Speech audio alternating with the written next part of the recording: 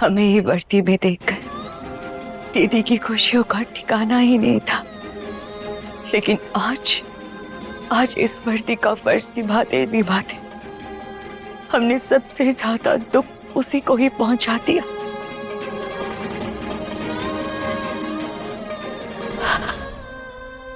वैसे दीदी और शौर्य जीजाजी का गुस्सा गलत नहीं है, मामला ही उलझ गया है।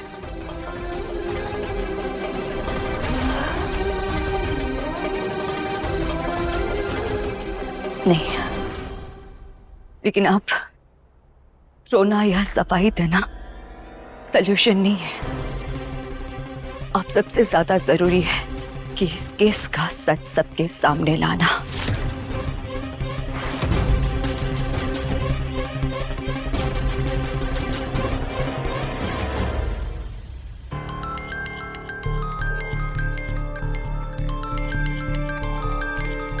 विक्रांत जी।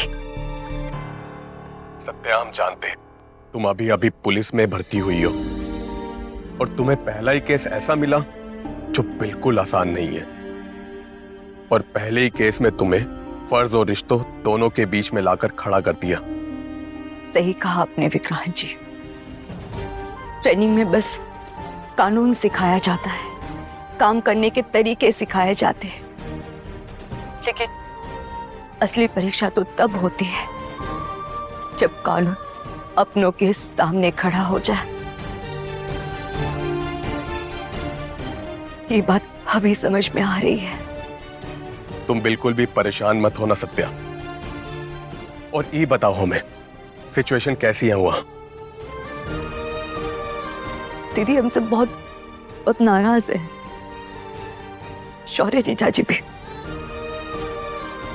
वैसे भी उनका नाराज होना जायज है।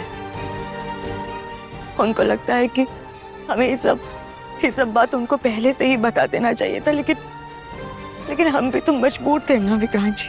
और इसलिए तुम भी गलत नहीं हो सत्या। हम खुद जाकर शौर्य और साची भाभी से बात करेंगे। नहीं विक्रांत जी, बिल्कुल नहीं। खुद को सही साबित करने से ज्यादा जरूरी है इस मुसीबत की जड़ तक पहुंचना। अब बस ये सोचना होगा कि इस केस का सच सबके सामने कैसे लाए। इसलिए हम आज रात घर नहीं आएंगे, पूरी रात इस केस पर काम करेंगे।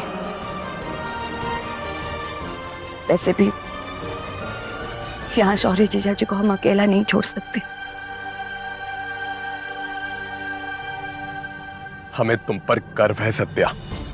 तुम सिर्फ पुलिस की ड्यूटी नहीं निभा रही, बल्कि अपने परिवार के लिए भी लड़ रही हो। तुम बस अपना ख्याल रखना। जी विक्रांत जी।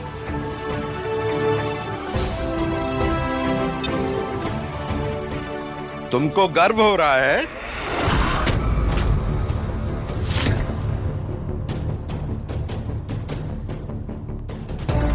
ये घर की औरत पूरी रात घर से बाहर रहेगी, पुलिस स्टेशन में रहेगी, कल को समाज सवाल उठाएगा तो जवाब कौन देगा? सत्या अपनी ड्यूटी कर रही है पापा, और ड्यूटी करती औरत पर सवाल उठाने वालों को जवाब देने की जरूरत नहीं होती। कितनों का मुंह बंद करोगे विक्रांत? ये दुनिया ना औरतों मर्दों को एक नजर से नहीं देखती। तो बस उसी नजरिए को बदलने की जरूरत है पापा। जब एक मर्द रात भर घर से बाहर रहता है तो समाज सवाल नहीं करता, फिर एक औरत पर सवाल क्यों पापा?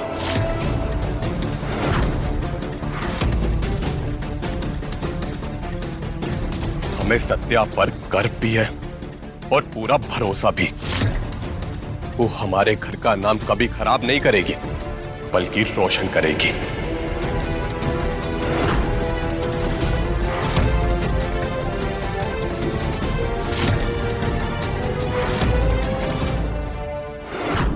जी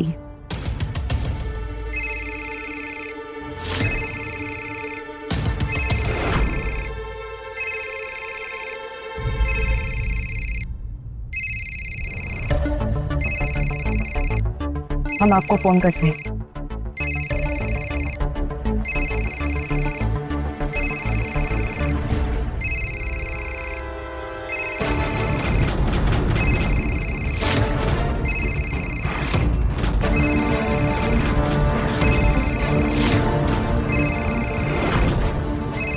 ईशानी दीदी का कॉल।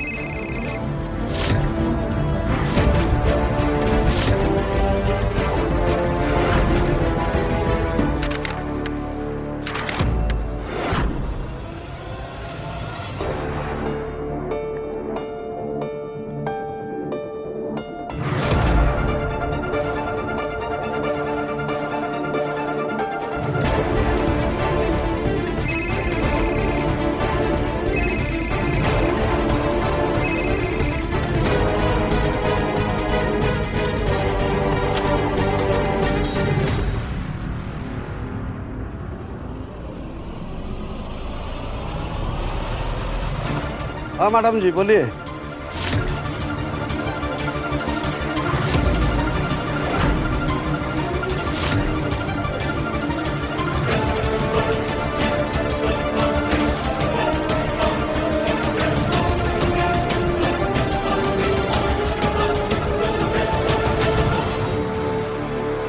ईशानी दीदी का कॉल।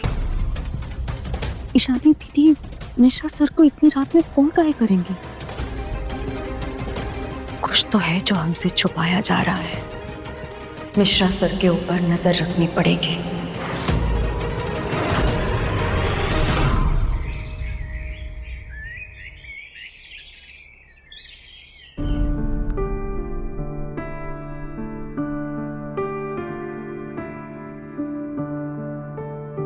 साची बहू, इतनी सुबह सुबह तुम रसोई में?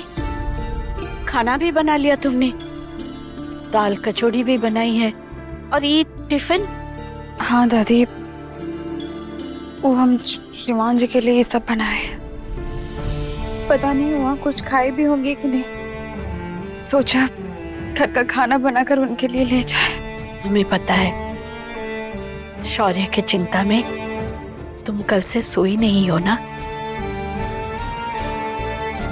नींद हमारी आंखों में भी कहाँ आई साची बहू, लेकिन हम जानते हैं हमारा शौर्य निर्दोष है। वो बहुत जल्द घर वापस आ जाएगा। अच्छा, तुमने सुबह से कुछ खाया है या बस काम में लगी हुई हो? नहीं दादी, हम नहीं खाया। ये तुम्हारे चेहरे से साफ दिखाई दे रहा है। साची बहू, तुम्हारे अंदर जो बच्चा पल रहा है ना, उसे क्या पता बाहर का तूफान।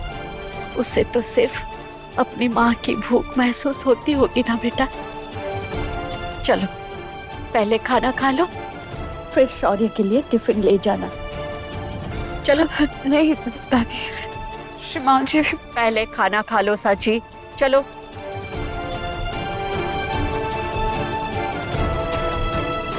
ये सेब हम तुम्हारे लिए काट देते हैं, खाओ। दादी आप रुकिए, हम कर लेंगे। बैठिए।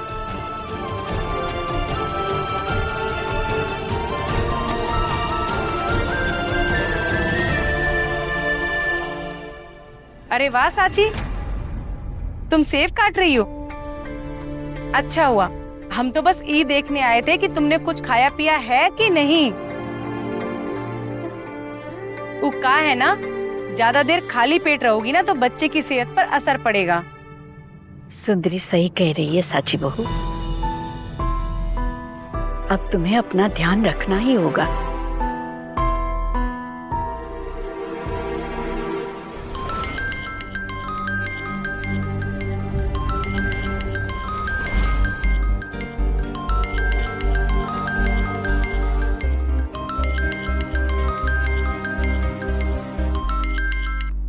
जी हाँ पंडित जी।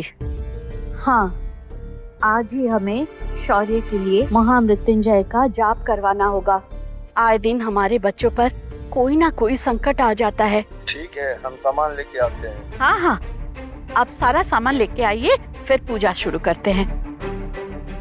खाओ खाओ। पता नहीं वहाँ कल से शौर्य ने कुछ खाया होगा कि नहीं।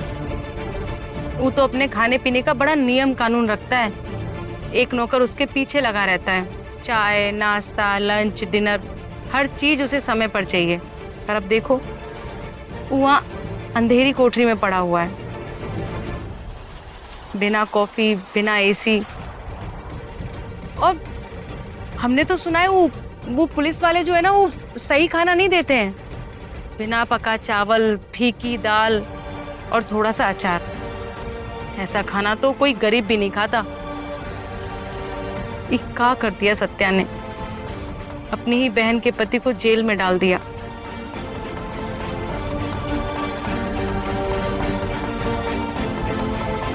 लेकिन तुम खाओ, तुम्हारा खाते पीते रहना होने वाले बच्चे की सेहत के लिए अच्छा है। अरे तुमने तो खाया ही नहीं, थोड़ा सा तो खाओ। नहीं मैडम जी, हम बाद में खा लेंगे।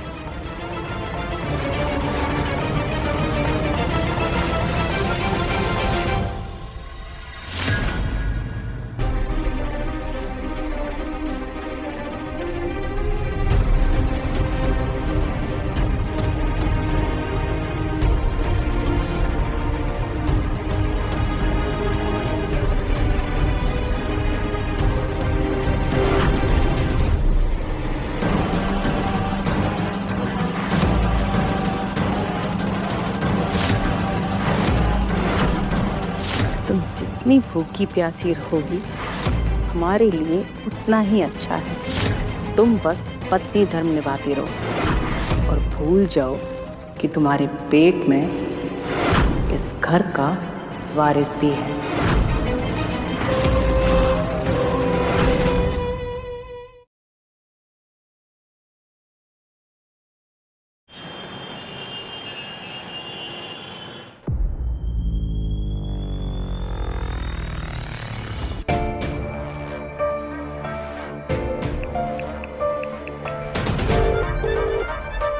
हाँ बोलिए। अब हम पूरा फ्री हैं। अरे ये आप प्रयाग मोटर्स वाले भी ना बार बार फोन करते हैं। सर एक बेस मॉडल में अच्छी कार आई है। कार?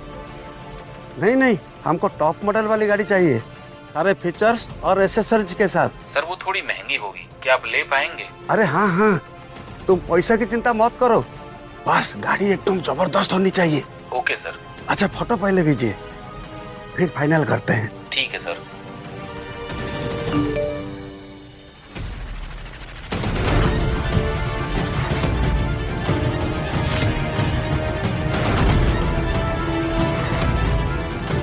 एक सब इंस्पेक्टर की तनख्वाह में टॉप मॉडल गाड़ी, लगता है मिश्रा जी की जेब अच्छी खासी भर दी गई है। प्रयाग मोटर्स।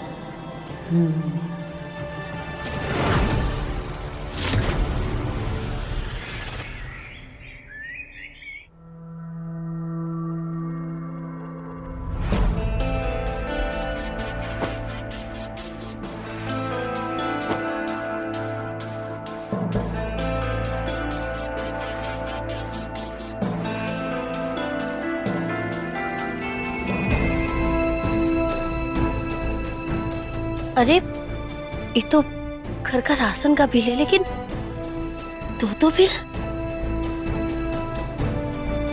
ये तो हमारे घर का राशन का बिल है, लेकिन ये दूसरा।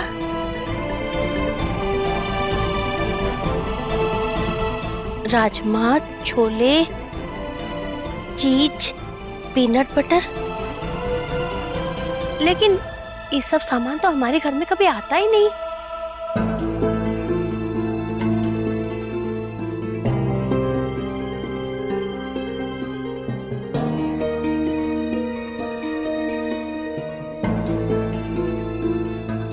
अक्षय के पापा जरा सुनिए तो, वो आपके जेब में से ना दो राशन के बिल मिले हैं। एक तो हमारे घर का है, लेकिन ये दूसरा बिल किसका है?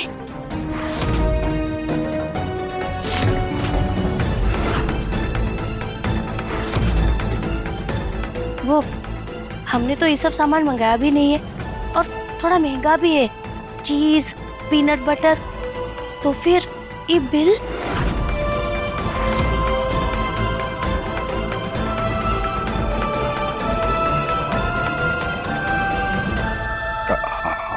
हमको नहीं पता ये बिल कैसे आ गया। हम तो बस अपने घर का राशन लेकर आए थे और उसी का पेमेंट किए थे बस। हाँ,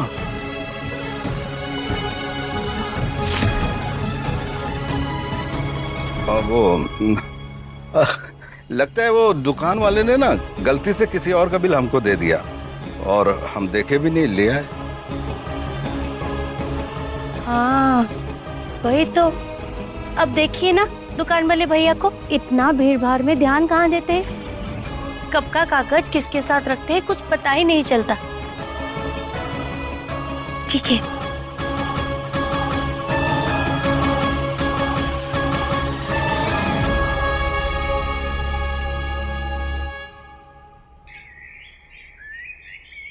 और दुबे जी, हाँ मैडम जी।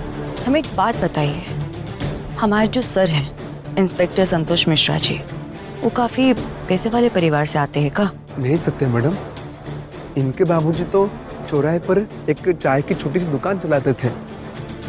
पर बात क्या है, आप अचानक से सर के बारे में ये सब काहे पूछ रही है? नहीं, कुछ खास नहीं है, ऐसे ही पूछ रहे थे। हाँ, अब आप जा सकते हैं। ठीक है सत्य madam.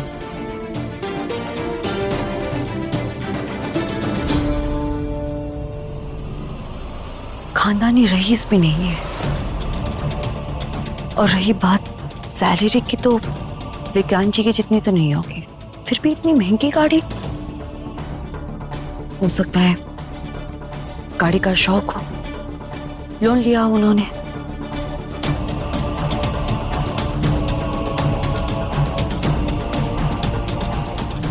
Bragg Motors.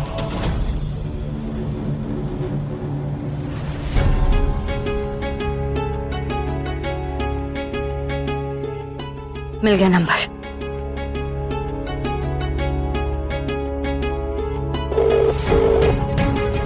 Hello, Bragg Motors ji. जी, अभी आप सब इंस्पेक्टर संतोष मिश्रा से बात कर रहे थे ना? जी जी, हम उनके डिपार्टमेंट से बोल रहे हैं और उन्होंने हमें पूछने के लिए बोला है कि उनकी गाड़ी की डिलीवरी कब तक होगी और पेमेंट कैसे करनी है। पेमेंट तो हो चुका है मैडम, मिश्रा जी 15 लाख कैश पहले ही दे चुके हैं।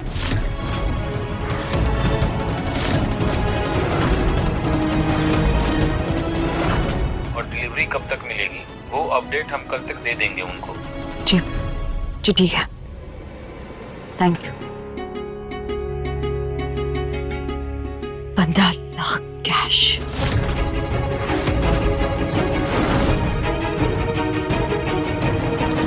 लगता है मिश्रा जी किसी से मोटी रकम उठा रहे हैं।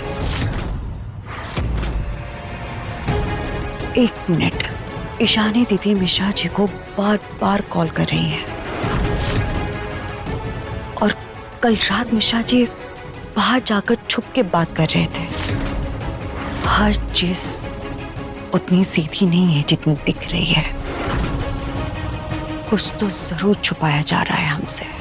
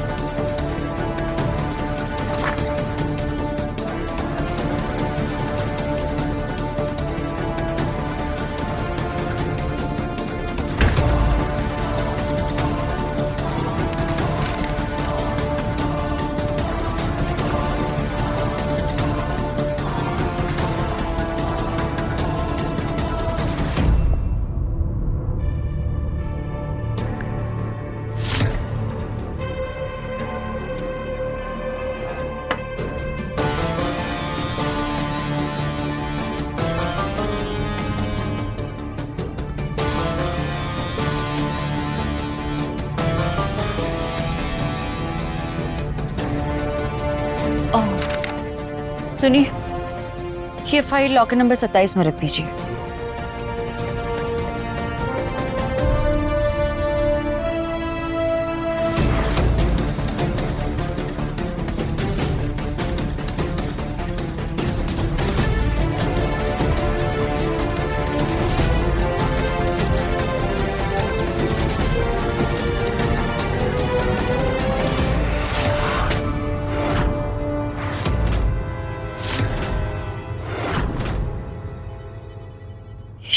दीदी का मैसेज।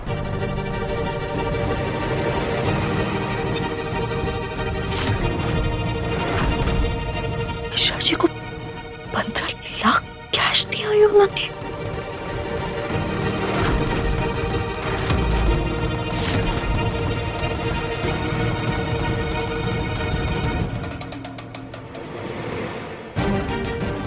मिश्रा जी को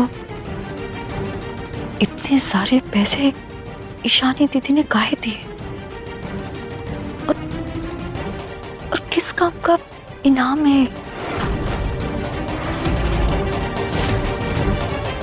ईशानी दीदी कभी भी साची दीदी और शौर्य जीजा जी के साथ अच्छा बर्ताव नहीं करती थी।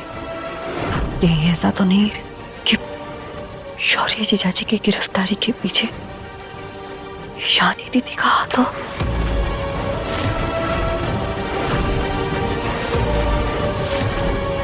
वैसे भी मिश्रा जी पहले से ही शौर्य जीजा जी के साथ कुछ अच्छी बर्ताव करते आए हैं।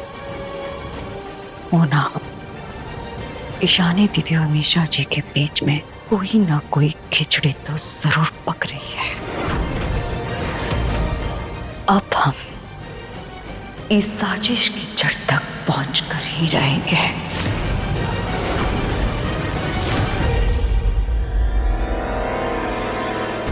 अरे कांस्टेबल सत्या जी वो चाय वाला फोन नहीं उठा रहा है। ऐसा करिए 3 चाय बोलिए और एक अपने लिए भी बोल दीजिए प्लीज। जी साहब।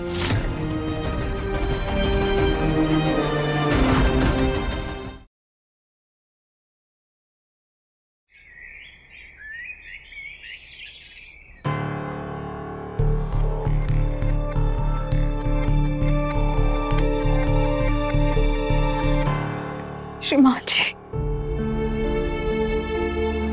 साची,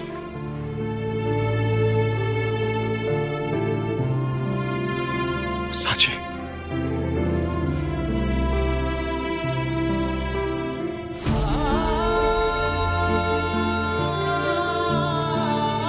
साची, तुम यहाँ आज भी अकेली आई हो?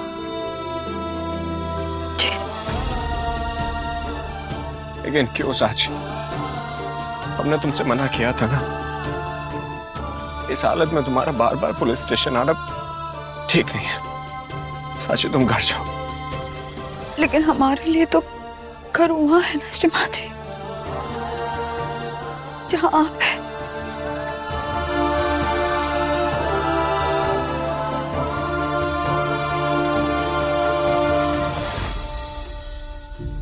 श्रीमान जी, आपको यहाँ नींद नहीं आ रही होगी ना?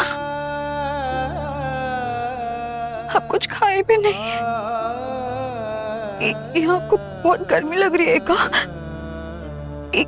ये पुलिस वाले लोग आपको परेशान तो नहीं कर रहे हैं ना? साची, शांत हो जाओ। हम तुमसे हाथ जोड़कर रिक्वेस्ट करते हैं, इतना स्ट्रेस मत लो। ये हमारे बच्चे के लिए बिल्कुल ठीक नहीं है।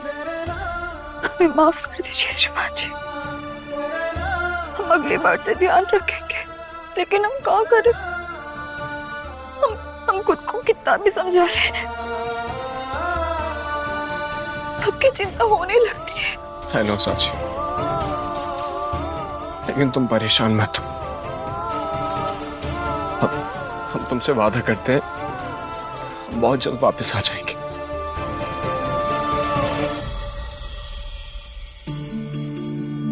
ये देखिए श्रीमान जी, हम आपके लिए खाना लेकर आए हैं।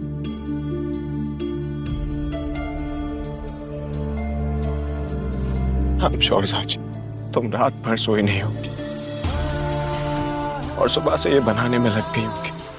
साची तुम हमारी बात सुनती क्यों नहीं हो? ये सब हमारे बच्चे के लिए ठीक नहीं है।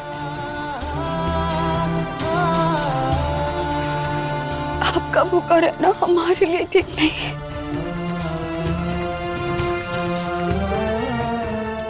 चलिए चलिए खाइए, बैठिए ना। वैसे बाहर का खाना अलाउड नहीं, तो तुम यहाँ अंदर कैसे लाई? वो आते वक्त बाहर हवलदार दुबे जी मिल गए। उन्हें हम बहुत विनती की तो वो मान गए।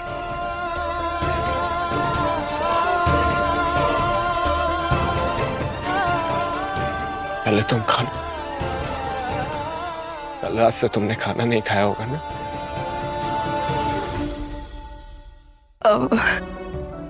नहीं, हमारा मतलब हाँ श्रीमान जी, हमने खा लिया था।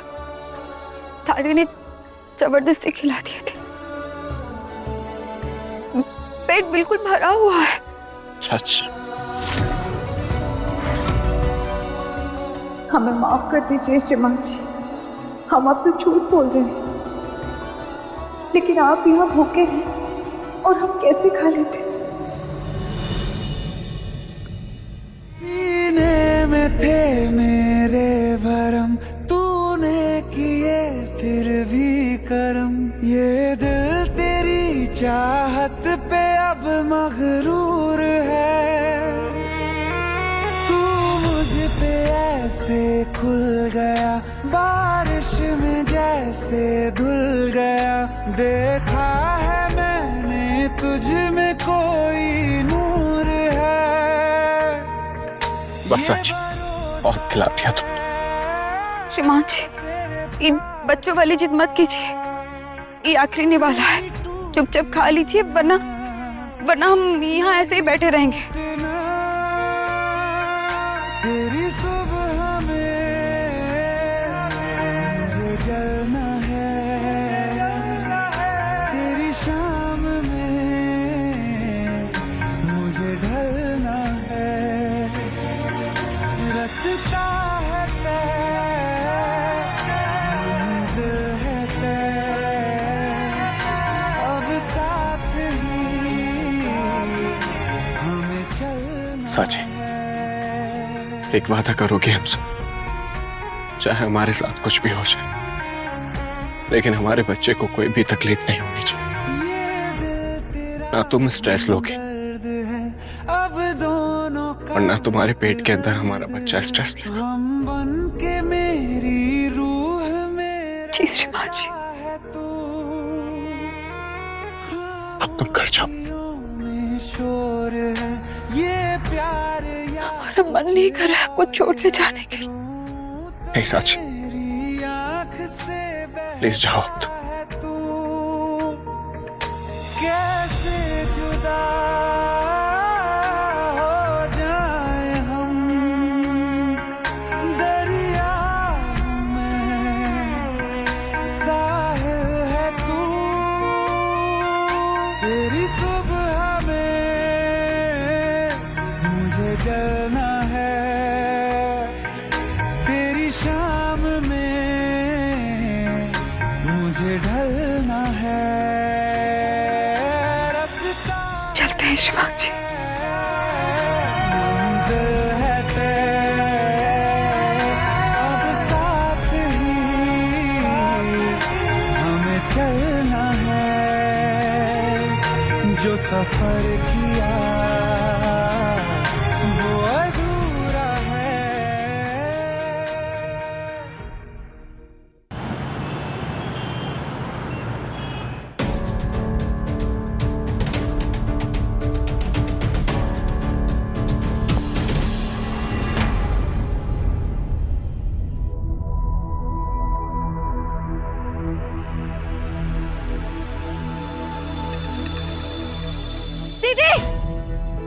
दीदी, दीदी, दीदी आंखें खोलो दीदी, दीदी पानी लाइए। दीदी, दीदी आंखें खोलो दीदी।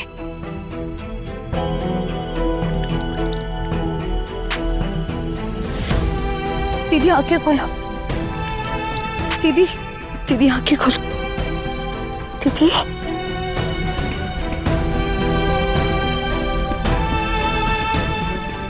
दीदी तुम ठीक तो हो ना? हाँ, तुम बेहोश कैसे हो गई थी? हाँ सच बताना दीदी, कल से तुमने कुछ खाया नहीं है ना?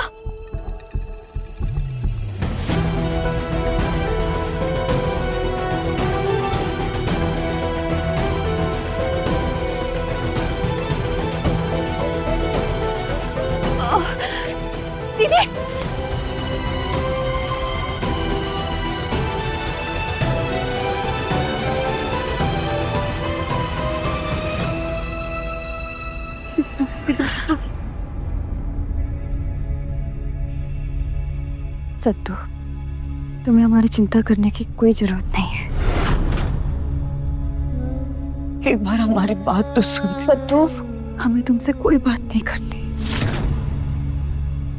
हम जा रहे हैं। दीदी, इतनी तेज धूप है और तुम अभी बेहोश होकर गिरते गिरते बची हो। खुद का ना सही तो अपने आने वाले बच्चे का तो ख्याल करो। तुमने किया ख्याल? हाँ सत्तू, तुम्हें तो पता है श्रीमान जी कभी कोई गलत काम नहीं कर सकते, फिर भी तुम उन्हें हथकड़ी लगाई, उन्हें सबके सामने ले गई और थाने में बंद कर दिया। काहे सत्तू, काहे? तुम्हें तो पता था कि इस बच्चे को लेकर श्रीमान जी कितने खुश थे, सब कितने खुश थे। फिर जब तुम्हें पता चला कि पुलिस श्रीमान जी को गिरफ्तार करने वाली, तुमने हमें बताया काहे नहीं सत्तू? काहे चुप नहीं सत्तू? हाँ बोलो, काहे ऐसे किया?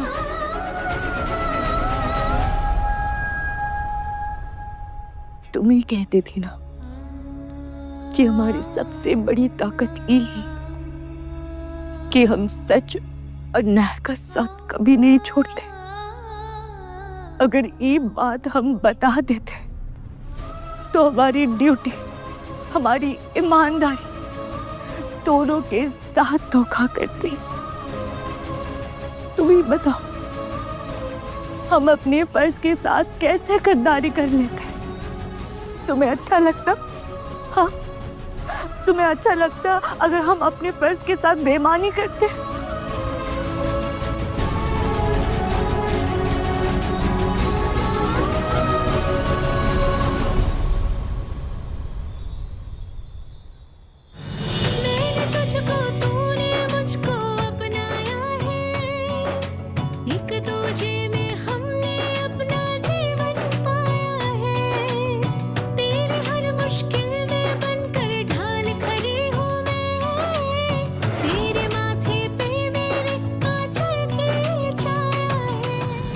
हमें माफ कर दो, माफ कर दो हमें, हमने तुम्हें बहुत तकलीफ दी। नहीं सत्तू, माफी तो हमें मांगनी चाहिए। हम श्रीमान जी को लेकर इतना डर गए थे कि तुम्हारी हालत ही नहीं समझे, और ऊपर से तुम्हें चाटा भी मार दिए। हमें माफ कर दो सत्तू।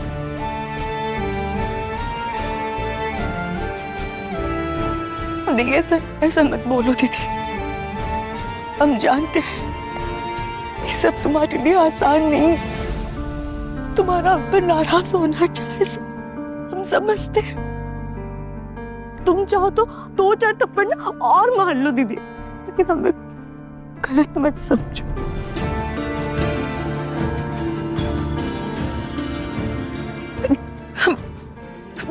जोर से लगी थी का? थोड़ी जोर से लगी।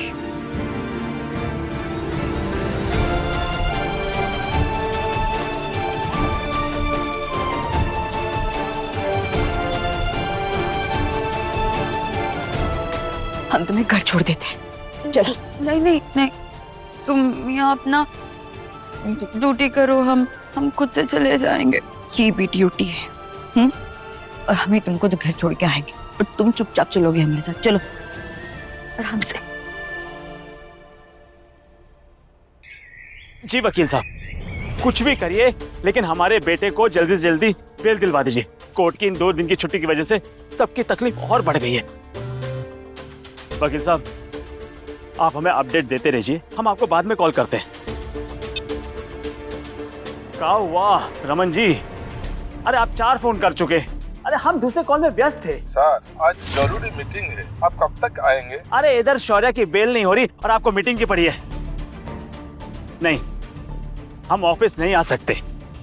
फिलहाल आप सारी मीटिंग कैंसिल कर दीजिए।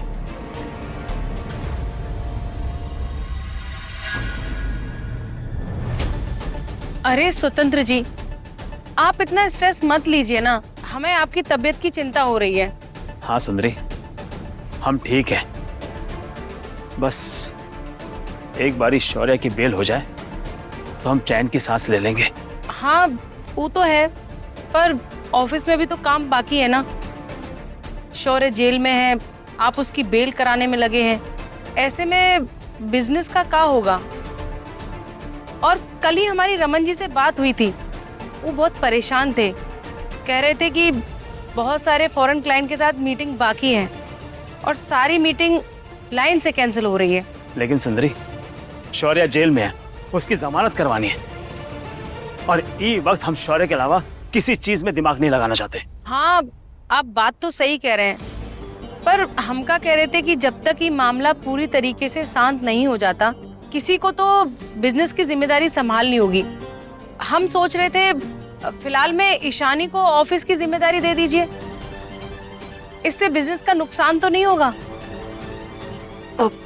मम्मी हम हाँ, तुम बिजनेस मैनेजमेंट की पढ़ाई की है तुमने, और फिर शादी से पहले तो तुम ऑफिस जाती थी ना। ऐसे बुरे वक्त में घर के लोग ही तो सहारा बनते हैं बेटा। ठीक है मम्मी, अगर पापा कहेंगे तो हमें कोई एतराज नहीं है। और वैसे भी शौर्य और पापा इस वक्त दोनों ऑफिस में टाइम नहीं दे पा रहे, ऑफिस संभाल नहीं पा रहे, तो ऐसे बिजनेस को डूबने तो नहीं दे सकते। तो जब तक सब कुछ सही नहीं हो जाता तब तक हम ऑफिस संभाल लेंगे।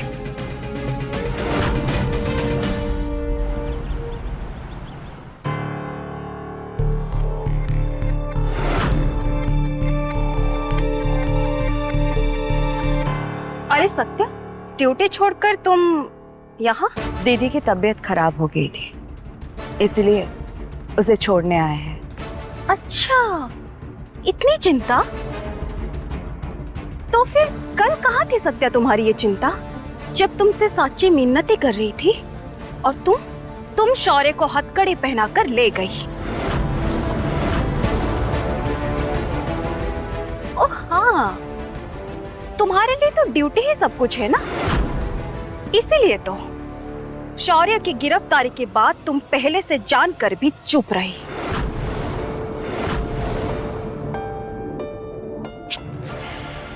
ये नहीं करना चाहिए था सत्या, बता देती तो कम से कम आज शौर्य जेल में ना होता।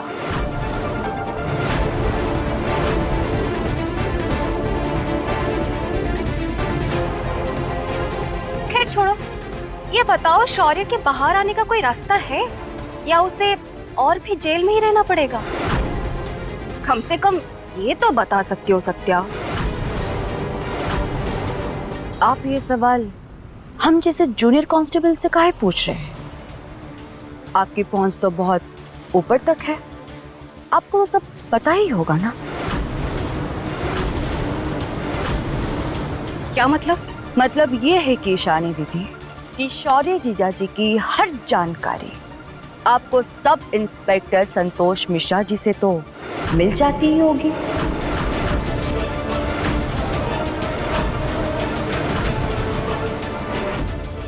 लगता है सत्या ने हमें मिश्रा से बात करते सुन लिया है।